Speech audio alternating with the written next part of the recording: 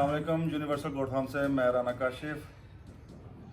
आज सर हमारे पास एक मशहूर हस्ती बकरी फार्मिंग की उस्ताद फरहान साहब, ये जनाब इन्होंने शरफ़ बख्शा है कि वो हमारे पास यूनिवर्सल गोट फार्म पे तशरीफ़ लेके आए हैं।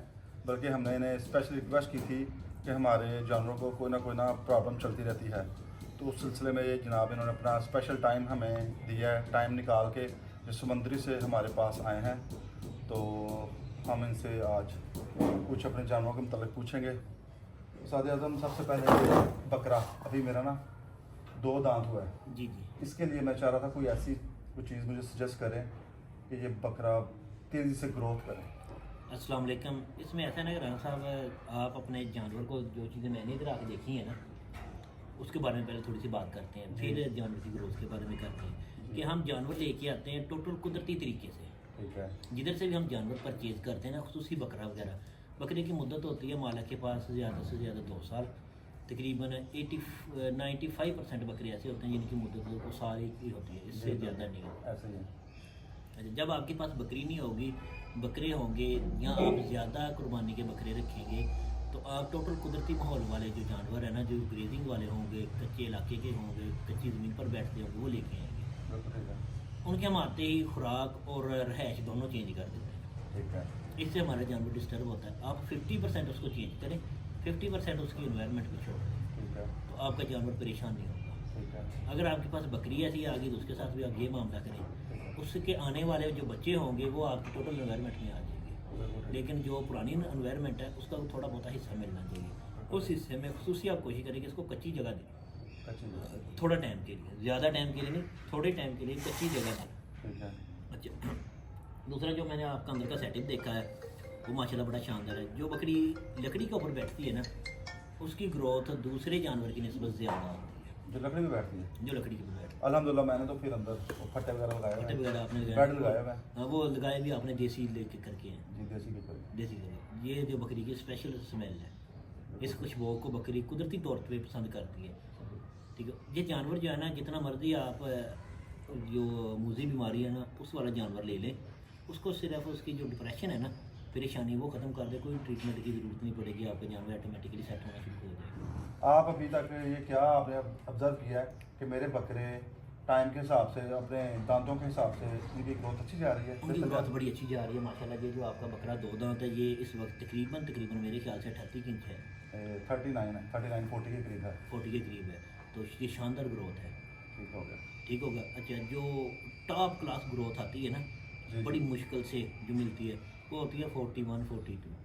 जी, ऐसे ही आम रूटीन में जो चलती है। आम रूटीन में, वो भी शादो नादर। आप 500 बकरा देखेंगे ना, तो उसमें आपको सिर्फ 2 बकरे मिलेंगे, 2% मिलेंगे ठीक है। 500 में। ठीक है। अच्छा, इसमें थोड़ा सा आपका ये जो अभी तक आपने बकरे को दूध नहीं शुरू किया, तो वो दूध नहीं इस्तेमाल कर रहा, दूध पी नहीं रहा, हाँ, तो ये निपल लगाने का हमारा ये रूल होता है ना, बोतल से मैं डरता हूँ इसे दूध देते हुए।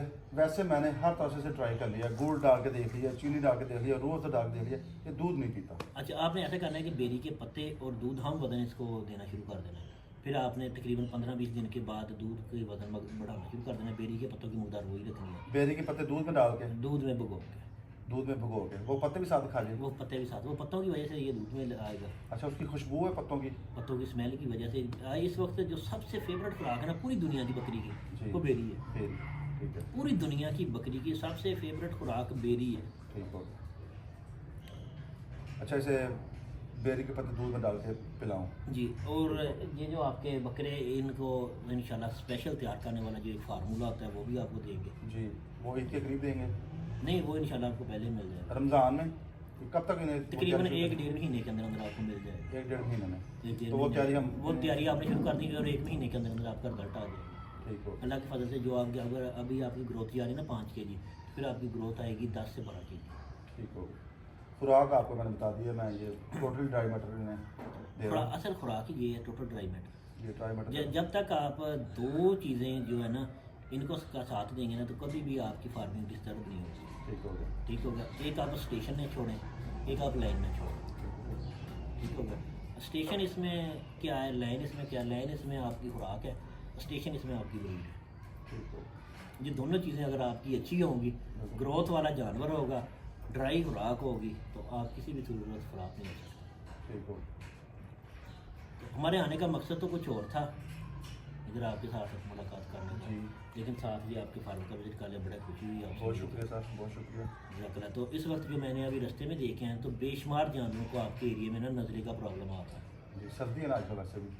नहीं, ये मैं आपको एक छोटा सा फार्मूला बता देता हूँ जी। हमारी जो पुरानी पटसन की बोरी चलती थी ना, जी। शायद आपके पास इधर कभी कोई पड़ी भी हो। पटसन की बोरी जी जी, ये सर पड़ी तो नहीं हुई, लेकिन मैं समझता हूँ। हाँ, सेबों वाली हाँ, बोरी से वो जिसको- समझता हूँ सर मैं। हाँ, उस बोरी का आप धुआं देंगे ना तो आपके जानवरों का पुराने से पुराना नजरा खत्म हो जाएगा। जी ये नाज़रीन, ये एक स्पेशल, आपकी वीडियो को आज तक ये फार्मूला मैंने नहीं आज बताया। तक उस्ताद आज़म ने ये नुस्खा कभी किसी को नहीं दिया। ये एक छोटा सा फार्मूला, लेकिन ये कहते हैं जी ये बहुत कारआमद है। तो ये हमारे लिए खुश आइंद बात है जी कि हमारी उसका आप धुआं दें, अल्लाह के फजल से बिल्कुल ठीक हो जाएगा। जिसके पास ये नहीं मिलती, ये तो हर सूरत मिलनी चाहिए।